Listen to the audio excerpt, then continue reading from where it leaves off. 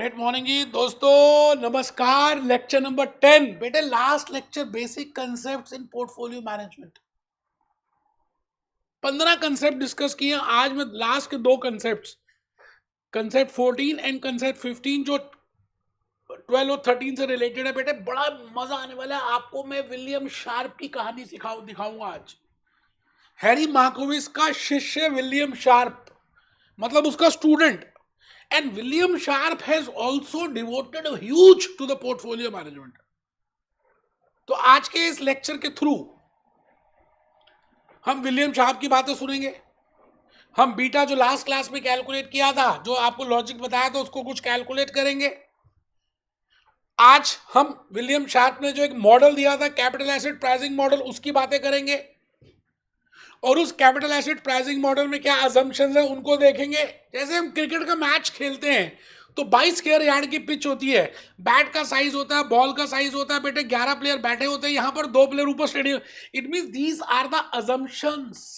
Similarly आज मैं आपको शार्प की बातें बताऊंगा। विलियम शार्प क्या क्या क्या अजम्पशंस ली उसने, और उसको लाइन को ड्रॉ करके देखेंगे कि भाई लाइन ड्रॉ कैसे होती है, मॉडल बनता कैसे है। All that we will discuss today, आज ही के लेक्चर में। इवन इफ आपको कोई एग्जाम नहीं भी देना, आज का लेक्चर अगर आप अटेंड करते हो तो बेटा आप मैंगो पीपल में नहीं आओगे। आपको पता होगा लॉजिकली बीटा की बातें क्या होगी। जब न्यूज सुनोगे, यूट्यूब वीडियो देखोगे, तो आप बीटा को सेंस कर पाओगे कि वो कहेगा जी बीटा ग्रेटर देन 1 है, बीटा इक्वल टू 1 है, इस सिक्योरिटी का बीटा लेस देन 1 है। तो यू कैन इजिली जज कि अगर बीटा ग्रेटर देन 1 है, then it means it is a sensitive security, it is a risky security, because अगर बीटा मान लेते हैं किसी का 2.5 है, इन्फोसिस का,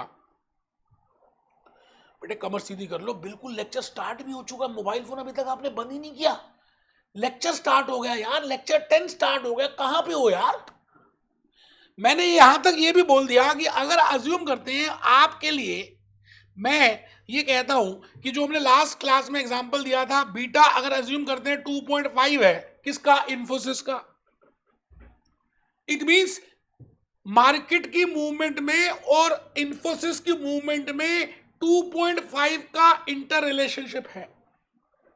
इट मींस अगर इन्फोसिस का बीटा, बेटा मार्केट का बीटा हमेशा 1 होता है, इस बात को समझना। मार्केट क्योंकि बेस है, बेबी को बेस पसंद है, बेबी को बेस पसंद है। वैसे मैं लेक्चर में बताऊंगा how we calculate beta of market as 1। अभी आप समझ लीजिए, beta of the market is always 1 because we have to compare the base. And if the Infosys beta is 2.5, it means अगर market, if Bombay stock exchange increases by 10%, then Infosys will also increase by 25%, क्योंकि positive का beta है। अगर beta मान लेते हैं 1 है, क्योंकि मार्केट का बीटा भी 1 होता है, हम साथ साथ हैं, तो मार्केट अगर 5% से ऊपर जाएगी, if market increases by 5%, then that Infosys will also increase by 5%। मेरी बात आप शायद समझ पा रहे हैं। अगर बीटा लेस देन 1 है, मान लेते हैं इन्फोसिस का बीटा 0.8 है, अगर मार्केट 8-10% से ऊपर गई या नीचे गई, तो इन्फोसिस भी ऊपर या नीचे 8% से जाएगा। इट मींस उसकी मूवमेंट कुछ कम होगी as compare to market. It means जितना ज्यादा बीटा होगा उतना ज्यादा सिस्टमैटिक रिस्क होगा, उतना ज्यादा रिस्क की बात है। मेरी बात आप शायद समझ पा रहे हैं। बेटे मैं आपको ये बता चुका हूं कि बीटा का मतलब क्या। वैसे मैंने अपने नोट्स में बीटा के मेंशन किया है कि बीटा अगर ग्रेटर देन 1 है तो क्या करेंगे, बीटा लेस देन 1 है तो क्या करेंगे, बीटा इक्वल टू 1 है तो क्या करेंगे। ये सारी बातें मैंने आपको लॉजिकली बताई हैं। अभी अभी अभी मत को, मेरे को थोड़ा सा आगे चलने दें, फिर मैं देखूंगा। आज के इस क्लास की मुख्य चर्चा कैपिटल एसेट प्राइसिंग मॉडल से है, विलियम शार्प से है। विलियम शार्प कौन? Student of Harry Markowitz. बेटे विलियम शार्प ने ये कहा कि रिस्क ठीक है, but risk can be divided into 2 parts which we have discuss in the last lecture. उसमें से कुछ रिस्क का नाम है सिस्टमैटिक रिस्क, और कुछ रिस्क होता है अनसिस्टमैटिक रिस्क। जो सिस्टमैटिक रिस्क है वो कहता है जी उसको तो हम कंट्रोल नहीं कर सकते, उसको मिनिमाइज भी नहीं कर सकते, बट उसको कैलकुलेट कर सकते हैं। और वो कहता है जो अनसिस्टमैटिक रिस्क है, जो स्पेसिफिक कंपनीज के लिए है, स्पेसिफिक इंडस्ट्रीज के लिए है, it can be controlled, it can be diversified, it can be minimised. तो इसको तो हम don't put all eggs in one basket या रूल ऑफ डाइवर्सिफिकेशन के हिसाब से कि एक ही बास्केट में सारे कुछ इन्वेस्ट मत करो, उसके हिसाब से अनसिस्टमैटिक रिस्क किसी भी पोर्टफोलियो का हम मिनिमाइज कर सकते हैं to zero, because we can use the concept of don't put all eggs in one basket. तो विलियम शार्प ने ये कहा कि दुनिया के लोगों सुनो, आज के बाद आप खाली सिस्टमैटिक रिस्क में ध्यान देना, क्योंकि अनसिस्टमैटिक रिस्क तो आप डाइवर्सिफाई करके उसको मिनिमाइज कर सकते हो, तो खाली ध्यान देना सिस्टमैटिक रिस्क में। तो उसने जो अपना मॉडल बनाया ना विलियम शार्प ने, उसमें खाली सिस्टमैटिक रिस्क को ही उसने तवज्जो दी। And because we know that systematic risk can be calculated with the help of beta, and he has used beta instead of standard deviation, क्योंकि स्टैंडर्ड डेविएशन में टोटल रिस्क है, टोटल को भाग कर दिया, संधि विच्छेद कर दिया, तोड़ दिया, सिस्टमैटिक आ गया। हैरी ने बोला था स्टैंडर्ड डेविएशन, हैरी के शिष्य विलियम शार्प ने कहा बीटा, तो बेटा उसने बीटा के बेसिस पे रिटर्न भी कैलकुलेट किया और बीटा के बेसिस पे अपनी कैलकुलेशन भी कर दी और बीटा के बेसिस में ही मॉडल बना दिया। आज हम उस मॉडल को डिस्कस करने वाले हैं। उस मॉडल का नाम है capital asset pricing model. Capital asset मतलब आप किसी भी कैपिटल एसेट की प्राइसिंग निकाल सकते हो। This models helps in calculating fair return, मतलब वो कहता है जी इतनी शक्कर डालोगे तो इतना मीठा होगा, अगर इतना मीठा लोगे तो इतना रिस्क होगा, इतना रिटर्न भी होगा। जैसे आप रूह अफ़ज़ा पीते हैं तो रूह अफ़ज़ा 3 चम्मच डालेंगे ग्लास में पानी में तो 3 चम्मच के हिसाब से मीठा होगा, 2 डालेंगे दो के हिसाब से, 5 डालेंगे तो 5 के हिसाब से। बट अगर आप 2 चम्मच मीठा रूह अफ़ज़ा डाल रहे हैं लेकिन उसका स्वाद 5 चम्मच जैसा है, तो आपको क्या लगेगा, यार रूह अफ़ज़ा तो बहुत अच्छी क्वालिटी का हो गया है, पहले तो 2 चम्मच में इतना मीठापन नहीं आता था, गर्मियां चल रही हैं अब तो 2 चम्मच डालते हैं तो लगता है कि 5 चम्मच जैसे मीठा आ गया। इट मीन्स आप जो सोच रहे हैं कि जो 2 चम्मच से इतना मीठा मिलना चाहिए, वो आप फेयर रिटर्न सोच रहे हैं, क्योंकि आज तक आप यही करते आए, बट एक्चुअली में मीठा कुछ ज्यादा है। तो अगर एक्चुअल मीठा ज्यादा है फेयर मीठे से, तो हम बताएंगे कि वो सिक्योरिटी क्या होती है, उसको पॉजिटिव अल्फा बोलेंगे। एक बच्चे को नींद आ रही थी, मैंने जैसे ही अल्फा बोला वो हिला, उसने कहा अल्फा ये क्या होता है? बेटे अल्फा एक बड़ा इंपॉर्टेंट कंसेप्ट है, जो आप कोई कोर्स करें या ना करें आपको अल्फा पता होना चाहिए। आप जल्दी कमर सीधी करके पहले तो लिखो, this model helps in calculating fair return. कौन सा मॉडल? मैं नहीं, कोई मॉडल नहीं बेटा, ये capital asset pricing model. This model explains that there is a relationship between security return and risk. The risk high, risk is independent factor and return is dependent, वो हमें मालूम ही है। एंड द रिस्क, बेटे हमें पता ना risk और return के रिलेशनशिप, तो वो यही कह रहा है, कोई टेंशन मत लो। अच्छा एक चीज बताओ, मैंने वैसे एक सेकंड जरा देखो जरा बेटे, मैंने बड़ी प्यारी प्यारी सी इसमें हैंड रिटन स्लाइड्स बनाई है। मैंने ऊपर लिखा ग्रेट मॉर्निंग, फिर लिखा fundamental of accounts and basic 10 modules. मैं आ गया लेक्चर 10 में, बेसिक कंसेप्ट्स इन पोर्टफोलियो मैनेजमेंट कर रहे हैं, कमर सीधी करके बैठेंगे। मेरे आज के विचार हैं कि 15 कंसेप्ट मैंने 10 लेक्चर में कंप्लीट कर दिए। अब आप कोई भी कोर्स करेंगे, अगर आपने ये 10 लेक्चर्स मेरे देख लिए और 15 कंसेप्ट देख लिए, तो यकीन मानिए आपको अपनी लाइफ में बड़ा अच्छा लगेगा और एग्जामिनेशन जल्दी क्लियर होगा। मैंने लेक्चर 9 में आपको क्या क्या बताया? रिस्क फ्री सिक्योरिटीज बताई, रिस्क की सिक्योरिटीज बताई, सिस्टमैटिक रिस्क बताया, अनसिस्टमैटिक रिस्क बताया और बीटा बताया, और अभी अभी beta greater than 1 equal to 1 less than 1 की बातें की। ठीक है जी।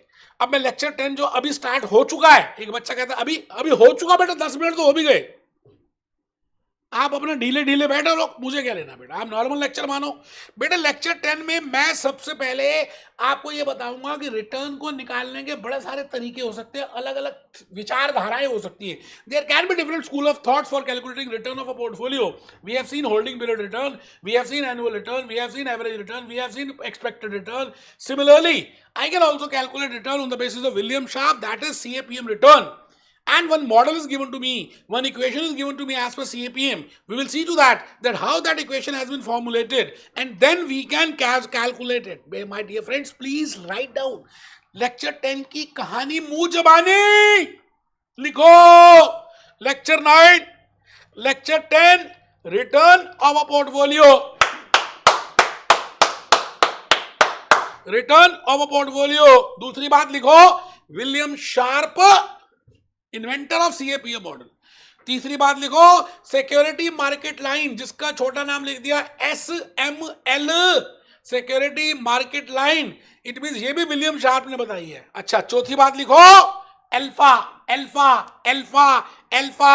आइए मेहरबान मेहरबान कदरदान, आज गाने दिखाने बेटे।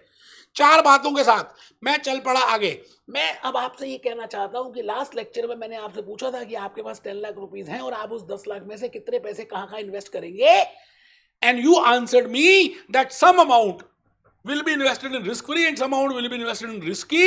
When I say risky, it means in the market, and in risk free it means bank FD, it means post office, it means government securities, it means treasury bills. It is but natural, ये स्वाभाविक बात है कि जब आप risk कम लेंगे तो return भी कम होगा। बेटे खाली बीए करेंगे, बीकॉम करके नौकरी करेंगे, CFA, ACCA, CMA, USA, CA, CS नहीं करेंगे तो आपकी सैलरी कम ही होने वाली है, क्योंकि आपने कोई ऐसा कोर्स किया ही नहीं जिसमें ज्यादा रिस्क होता है।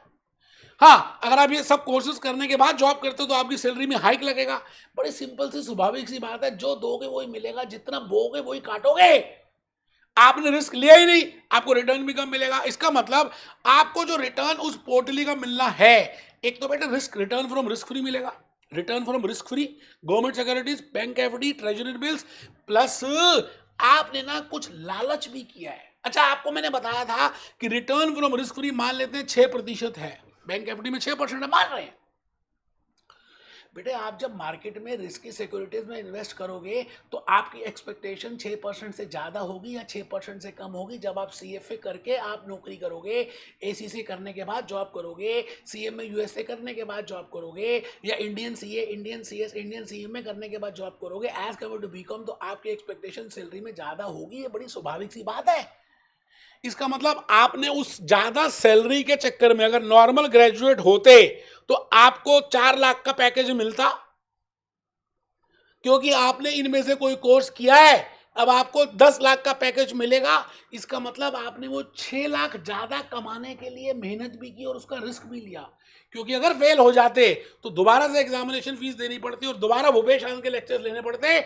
इसका मतलब आपने वो 6 लाख का लालच किया, 6 लाख का लालच। हाँ, अगर आप खाली ग्रेजुएट होते तो आपको 4 लाख मिलते, एज्यूम कर रहे हैं, और 4 लाख में आपने कोई रिस्क लिया नहीं, बट आपको चाहिए 10 लाख।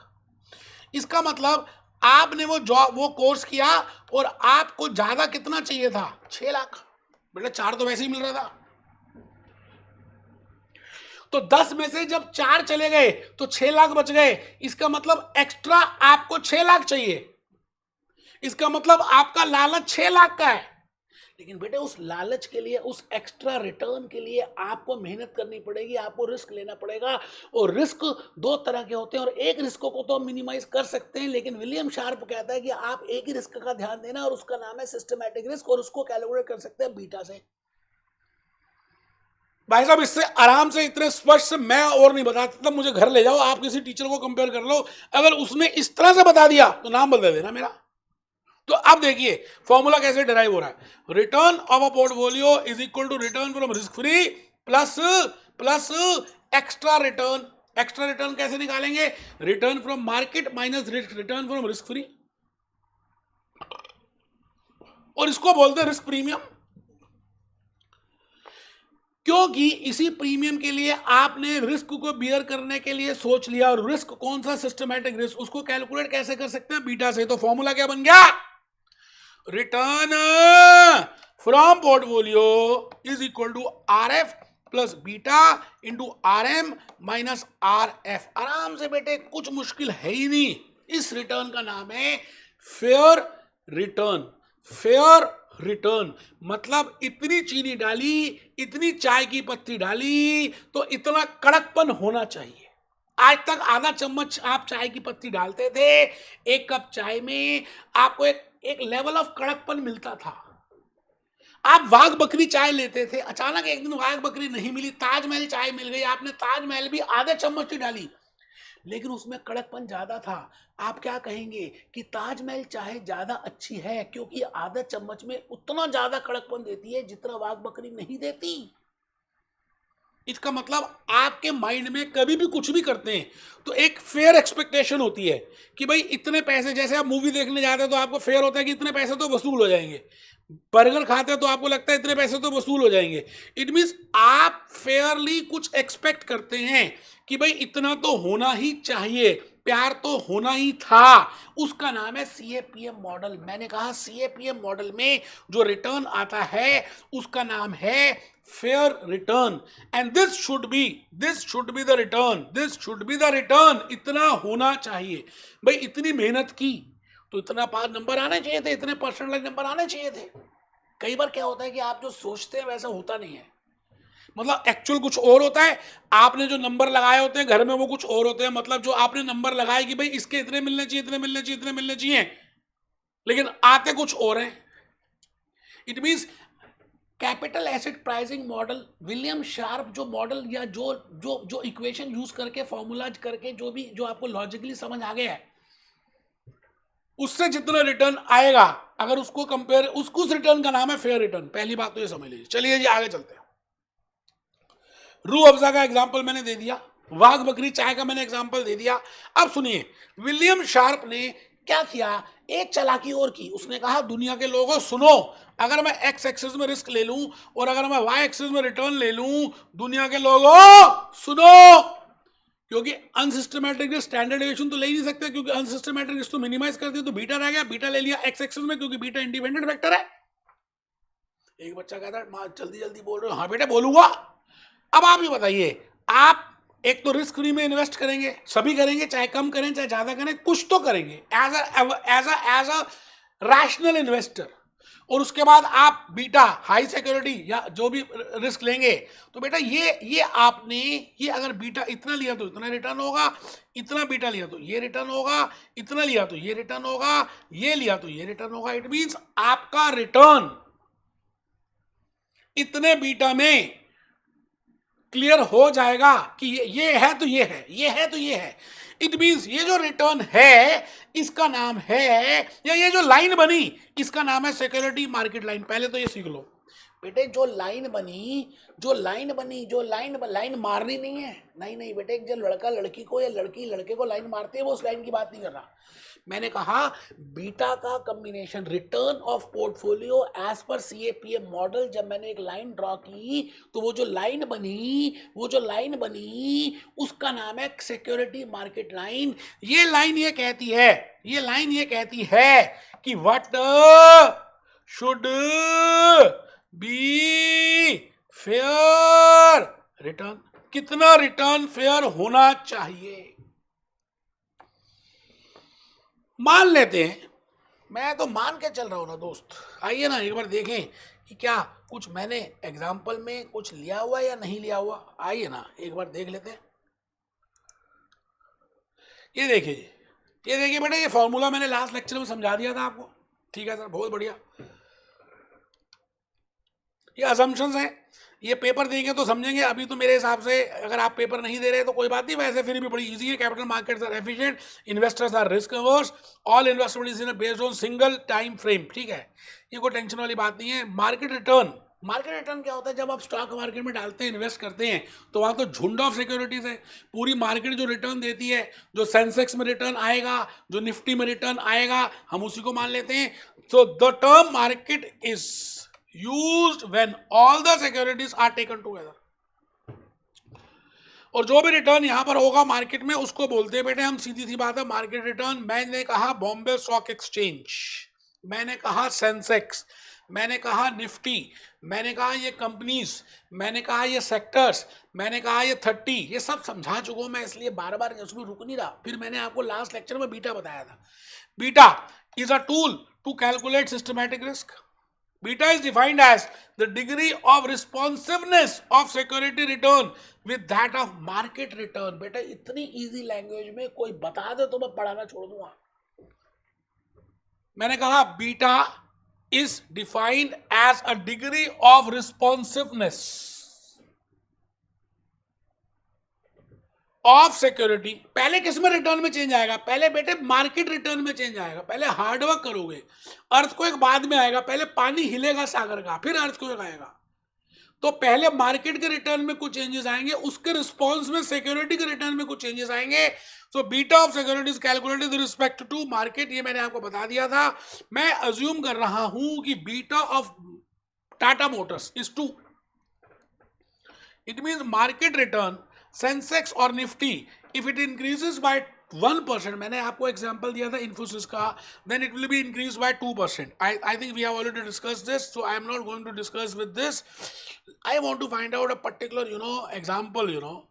ये भी बीटा भी मैंने बता दिया था, ये अब आप आराम से वो हम लेक्चर में देखेंगे, बेसिक कंसेप्ट में भी इसको नहीं देख रहे। मैं एक क्वेश्चन कराना चाहता हूँ जिससे कि आपको एक आइडिया मिल जाए कि मैं कहना क्या चाह रहा हूँ।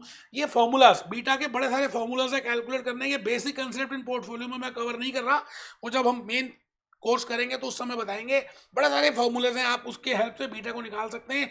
मैंने आपको एक सिंपल सा स्टैटिस्टिक्स का फॉर्मूला बताया था, beta is equal to correlation between market and security into standardisation of security upon standardisation of market, जो बड़े लॉजिकली प्रेम अपॉन लड़ाई से आ गया था, वो आपको मालूम है। ये फॉर्मूला है, ये आपको आराम से प्रेम अपॉन लड़ाई के बेसिस पे बता दिया था। वैसे हम बीटा को अलग अलग तरह से निकाल सकते हैं, मैं अभी नहीं बता रहा, बेसिक कंसेप्ट में तो नहीं बता रहा, आप उसमें करेंगे जब हम कोर्स करेंगे तो वहां देखेंगे। बेटे एक एक चीज का एग्जांपल दिया, एक एक चीज को प्रूव किया, ऐसा नहीं कि बस बता दिया कर लेना हो जाएगा, नहीं यार, भूपेश आनंद ऐसे नहीं करता बेटा, ना ना, मतलब ही नहीं। ठीक है जी, अब आप देखिए alpha CAPM return is considered to be, जो भी रिटर्न आप निकालेंगे कैसे निकालेंगे, return of a portfolio is equal to return of risk free plus beta into RM minus risk free. ये जो भी रिटर्न आएगा, ये वाला जो रिटर्न आएगा, इसका नाम है फेयर रिटर्न और मिनिमम पॉसिबल रिटर्न और सीएपीएम रिटर्न, बड़े सारे नाम है जी, या तो फेयर रिटर्न कह दो, या मिनिमम रिटर्न कह दो, या सीएपीएम रिटर्न कह दो। It may be compared with the actual return, आपने जो नंबर लगाए आने चाहिए, आए कुछ ज्यादा भी हो सकते हैं, कम भी हो सकते हैं, with actual return to determine this. अब आप लॉजिकली बताइए कि अगर एक्चुअल रिटर्न 15% आ गया और आपने सोचा था कि 12% आएगा, तो ये अच्छी बात है। इसका मतलब इसमें पॉजिटिव का 3 अल्फा है। अगर आपने सोचा था 18% आएगा और आया 16%, मतलब ये एक्चुअल रिटर्न है, ये फेयर रिटर्न है, तो इसका मतलब नेगेटिव का 2 का अल्फा हो गया। अब बताओ पॉजिटिव अल्फा अच्छा होता है या नेगेटिव अल्फा अच्छा होता है? बेटे पॉजिटिव अल्फा अच्छा होता है, क्योंकि आपका एक्चुअल रिटर्न फेयर रिटर्न से ज्यादा है, जितनी शक्कर डाली मीठा उससे ज्यादा था। ठीक है सर, और इस लाइन का नाम है सिक्योरिटी मार्केट लाइन, जो अभी अभी आपने बताई। और जो जनरली सिक्योरिटीज इस लाइन पे फॉल करती हैं, ये जो लाइन है सिक्योरिटी मार्केट लाइन, इस लाइन पे जो भी सिक्योरिटीज फॉल करेंगी उनको बोलते हैं correctly priced. These securities are named as correctly priced. अब इसके ऊपर अगर फॉल करती हैं तो उसको अंडर प्राइस बोलते हैं, इसके नीचे फॉल करती हैं तो ओवर प्राइस बोलते हैं। ऊपर अंडर प्राइस क्यों होती है? क्योंकि जो आपने सोचा था रिटर्न 12% का, हुआ कितना 15, तो बेटा 15 तो 12 से ऊपर ही आएगा। इस मींस अगर कोई सिक्योरिटी का एक्चुअल रिटर्न इस लाइन से ऊपर फॉल करता है, इसका मतलब उसको रिटर्न ज्यादा हो रहा है, इसका मतलब अभी उसकी वैल्यू कम है, इसका मतलब भविष्य में फ्यूचर में उसकी वैल्यू ज्यादा हो जाएगी, इसका मतलब आज अंडर प्राइस्ड है। और अगर रिटर्न एक्चुअल नीचे आ रहा है इस लाइन से, इसका मतलब इसमें रिटर्न कम आ रहा है, इसका मतलब आने वाले फ्यूचर में इसकी वैल्यू कम हो जाएगी, इसका मतलब आज ओवर प्राइस्ड है। एक एक बात को मैंने स्पेसिफाई किया। आइए ये देखिए, मेहरबान कदरदान बेटे, ये बातें हम बड़ी इंपॉर्टेंट हैं, पैसे लेकर भी कोई नहीं बताता, मैं तो फ्री में बता रहा हूं। मैंने कहा अगर सीएपीएम रिटर्न ज्यादा है एक्चुअल रिटर्न से, तो उन सिक्योरिटीज को बेच दो, क्योंकि कल इनका प्राइस गिरने वाला है। अगर सीएपीएम रिटर्न कम है एक्चुअल रिटर्न से, तो इन सिक्योरिटीज को खरीद लो, क्योंकि कल इनका भाव बढ़ जाएगा। बाकी तो आपकी मर्जी है भाई साहब, श्रद्धा भावना आपकी है। अल्फा मैंने बता दिया है। अब मैं आज आपको अपनी एक छोटी सी कहानी से ये आज के 10 कंसेप्ट क्लियर करने वाले कर दिए बेटे, लास्ट लॉजिक्स भी बता दिए। अब करना क्या है, ये देखो बेटे, एक्सपेक्टेड रिटर्न निकालो, ये करके दिखाओ एक केस स्टडी। ठीक है जी, return of portfolio is equal to 10% plus, अच्छा ये 15 होगा बेटा, 5 उससे कम तो हो नहीं सकता, प्लस 2 इंटू 15 माइनस 10, तो ये आ गया बेटा 10 और 5 10 20% आ गया। It means fair return, expected return should be 20%। ये बोलो 20% निकाला है। अगर रिटर्न फ्रॉम रिस्क फ्री 2 है ना, कितना है ये इतना है, तो ठीक है जी 10% प्लस 3, अब रिस्क आपने ज्यादा ले लिया, बीटा ज्यादा है, 15 माइनस 10 5, 15 और 10 25, ले लो जी।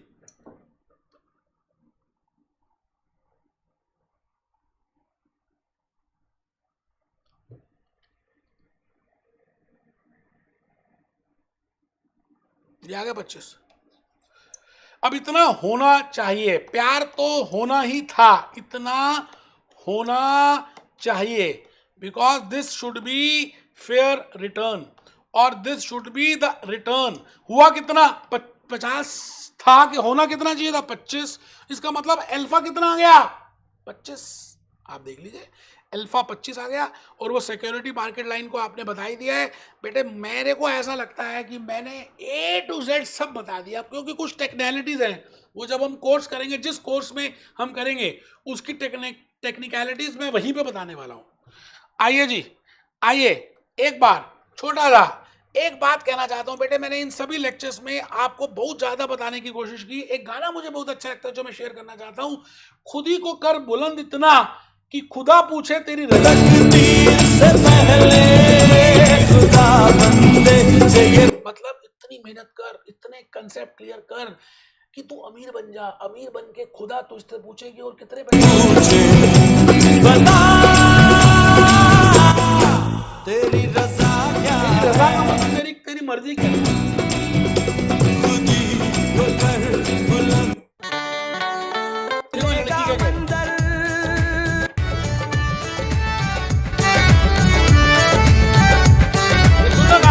लड़की क्या कह रहे सुनना। Basic concept in portfolio complete.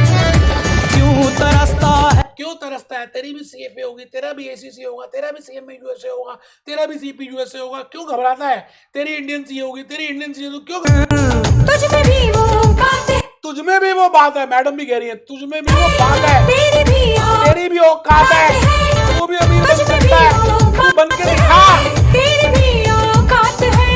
मेरी आज बात समझ रहे, करके दिखाइए यार। मिलते हैं बेटे, be happy, B jolly, B cheerful.